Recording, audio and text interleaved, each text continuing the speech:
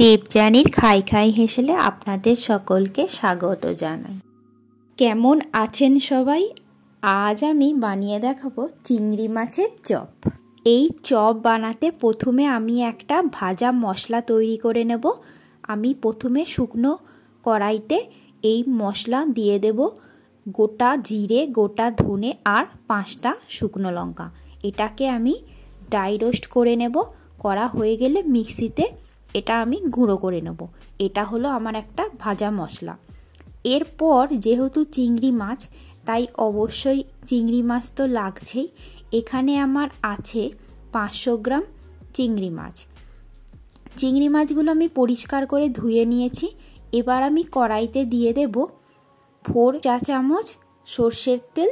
এবার তার মধ্যে দিয়ে দিচ্ছি থেঁতো করা 4 কোয়া রসুন। রসুনটাকে থেঁতো করে নিয়েছি, দিয়ে আমি তেলের ওপরে দিয়ে দিলাম। এরপর যাবে আমার একটা গোটা মিডিয়াম সাইজের পেঁয়াজকে আমি কুচি করে নিয়েছি। এই রসুনের কালারটা যতক্ষণ না গোল্ডেন ব্রাউন হচ্ছে ততক্ষণ পর্যন্ত এটা একটু ভাজা হবে।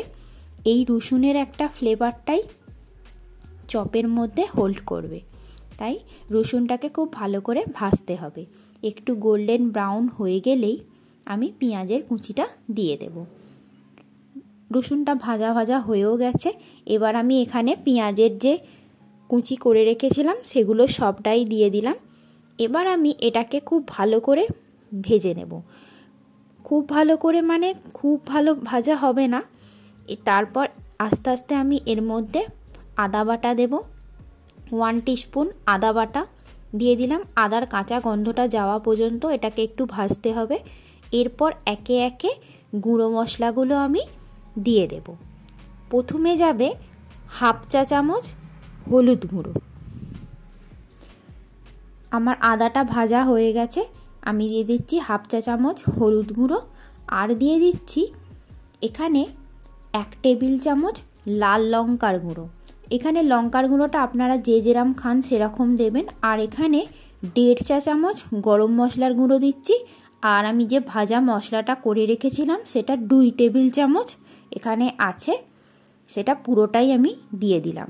দিয়ে মশলাটাকে কষিয়ে নিয়ে আর আমার লাগছে আলু সেদ্ধ। আলু সেদ্ধটাকে আমি গ্রেটারে গ্রেট করে নিয়েছিলাম, গ্রেট করে রেখেছি। এবার এই মশলাটা আমার কষানো হয়েও গেছে।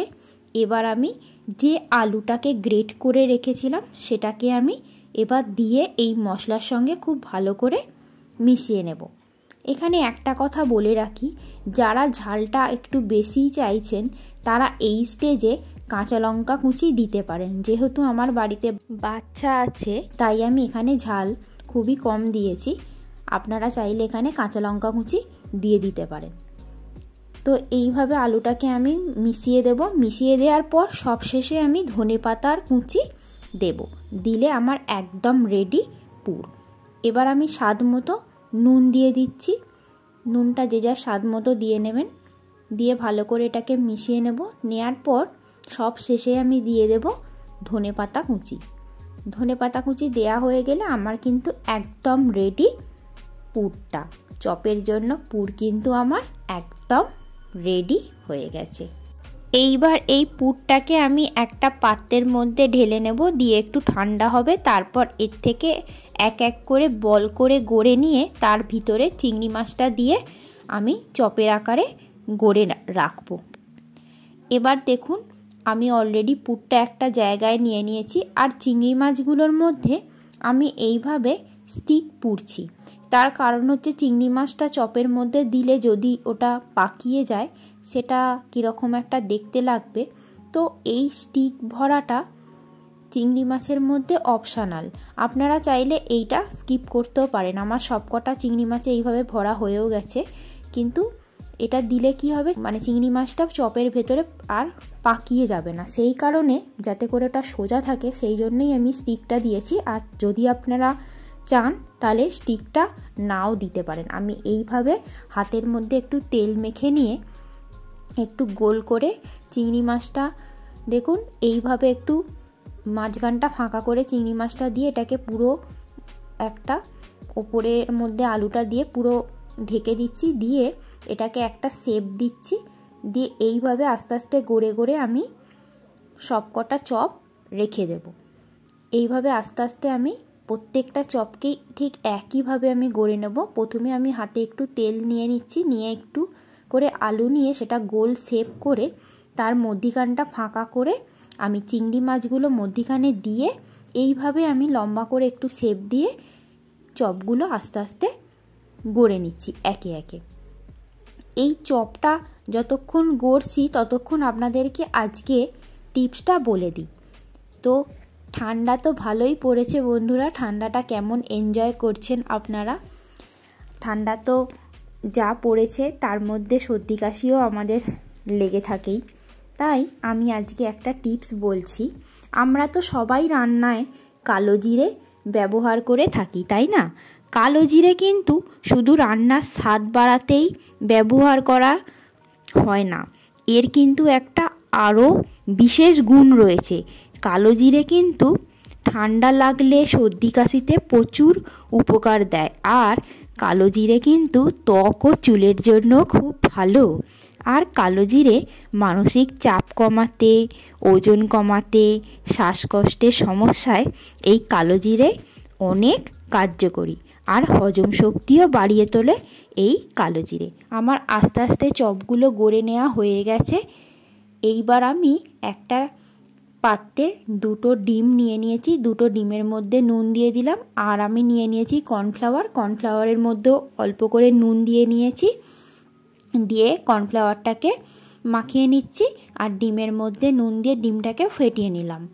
দিয়ে আমি এই এক একটা চপকে ডিমের গোলায় ডুবিয়ে আমি কর্নফ্লাওয়ারে কোট করে নেব। কর্নফ্লাওয়ারে কোট করে নিয়ে তারপরে আবারও ওটাকে ডিমের গোলাতে দিয়ে আমি বিস্কুটের গুঁড়োতে কোট করে এক এক করে রেখে তারপরে ওটা সাদা তেলে ডিপ ফ্রাই করে তুলে নিলেই একদম রেডি আমার চিংড়ি মাছের চপ। তো এইভাবেই পুরো প্রসেসটা আমি করব, এক এক করে এগুলো করতে একটু টাইম লাগবে। তবে এই শীতের দিনে সন্ধেবেলায় এক কাপ কফি বা চায়ের সঙ্গে এই চপ জাস্ট জমে যাবে। এই শীতের সময় তো আমরা চপ, পকোড়া, কাবাব এগুলো খাই, তাই না? তো জাস্ট জমে যাবে। আপনারা অবশ্যই বানান, খান আর আমাকে জানান। আর আপনাদেরকে আরও একটা কথা বলবো, যারা এখনও পর্যন্ত আমার চ্যানেলটিকে সাবস্ক্রাইব করেননি তারা অবশ্যই চ্যানেলটিকে সাবস্ক্রাইব করুন আর পাশে থাকা বেল আইকনটি প্রেস করে দিন। তাহলে আমি যখনই চ্যানেলে নতুন ভিডিও আপলোড করব সবার আগে আপনার কাছে নোটিফিকেশানটি পৌঁছে যাবে, আর আপনিও দেখতে পারবেন এই চ্যানেলের নতুন নতুন রান্নাগুলি। তাহলে চটপট কাজটি করে ফেলুন আর ফলো করুন আমার ফেসবুক পেজ আর ইনস্টাগ্রাম, সেখানেও আপনারা পেয়ে যাবেন রেসিপিগুলি। আর নতুন নতুন রেসিপি জানতে দেখতে অবশ্যই দেখতে থাকুন দেবযানীর খাই খাই হেসেল। আমার কিন্তু সবকটা চপ গড়ে নেওয়া হয়ে গেছে। এবার আমি কড়াইতে সাদা তেল দিয়ে দিচ্ছি। এখানে আমি 500 গ্রাম সাদা তেল দিচ্ছি। যেহেতু এগুলো ডিপ ফ্রাই হবে তাই একটু তেলটা বেশিই লাগবে। তেলটা গরম হয়ে গেছে, এইবার আমি একে একে চপগুলো ছেড়েও দিচ্ছি। আমি প্রথমে 4টে করে চপ ভেজে নেব, কারণ 4টে করে চপের বেশি দিলে এখানে ধরবে না, তাই আমি 4টে করে চপ প্রথমে দিয়ে ভেজে নেব। একদিকটা ব্রাউন হলেই আমি এটাকে উল্টে দেব। একদিকটা আমার ভাজা হয়ে গেছে, এবার আমি এগুলোকে উল্টে দেব এক পিঠটা ভাজার জন্য। দেখুন আমার হয়ে গেছে, আমি উপর থেকে তেল দিয়ে দিচ্ছি, দিয়ে আমি এগুলোকে উল্টে দিচ্ছি। দিয়ে আমার আর এক পিঠটা ভাজা হয়ে গেলেই কিন্তু একদম রেডি চিংড়ি মাছের চপ। তাহলে তাড়াতাড়ি বানিয়ে ফেলুন, প্রসেসটা কিন্তু খুবই সহজ। আর আপনারা যদি এই চপ চিংড়ি মাছের চপের রেসিপি না বানিয়ে শুধু চিংড়ি মাছকে ফ্রাই করে খেতে চাইছেন, তারও রেসিপি আমার চ্যানেলে আছে, আমি লিঙ্কটা ডেসক্রিপশান বক্সে দিয়ে দেব। যারা এই চপ করে না খেতে চাইছেন, চিংড়ি মাছের শুধু ফ্রাই খেতে চাইছেন, তারা আমার ওই রেসিপিটা ফলো করতে পারেন। আমি ডেসক্রিপশান বক্সে লিঙ্কটা দিয়ে দেবো। আমার কিন্তু একটা ব্যাচ ভাজা হয়ে গেল। আমি নেক্সট ব্যাচে আরও 4টে চপ দিয়ে দিচ্ছি। এইভাবে আস্তে আস্তে আমি দিয়ে দিচ্ছি। এটাও ভাজতে খুব একটা সময় লাগবে না, অলরেডি তো ভেতরের পুরটা তৈরি আছে, তো এটা ভাজতে কিন্তু বেশি সময় লাগবে না। এই সময় গ্যাসের ফ্লেমটা কিন্তু হাই থাকবে। দিয়ে আমি চপগুলো ছেড়ে দেবো, দিয়ে ভেজে তুলে নেবো। একদিকটা আমার ভাজা হয়েও গেছে, গোল্ডেন ব্রাউন হয়ে গেছে, আর অন্য পিঠটা ভেজে আমি তুলে নেব। আমার কিন্তু একদম ভাজা রেডি, দেখতেই পাচ্ছেন পুরো গোল্ডেন ব্রাউন হয়ে গেছে। এবার আমি তুলে নিলাম। আমার কিন্তু সব কটা চপ ভাজাও হয়ে গেছে। এইবার কিন্তু আমি সার্ভ করে দেব। চটপট তাহলে আপনারা রেসিপিটা বানিয়ে ফেলুন, আর বানিয়ে অবশ্যই আমাকে কমেন্ট করে জানান কেমন লাগলো আপনাদের এই রেসিপিটা। আর অবশ্যই ভালো লাগলে একটা লাইক করে দেবেন আর শেয়ার করে দেবেন।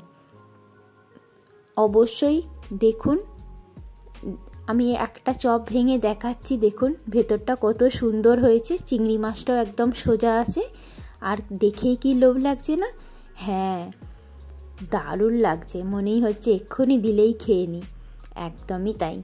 চটপট তাহলে বানিয়ে ফেলুন, বানিয়ে জানান কেমন হলো আপনাদের এই রেসিপিটা।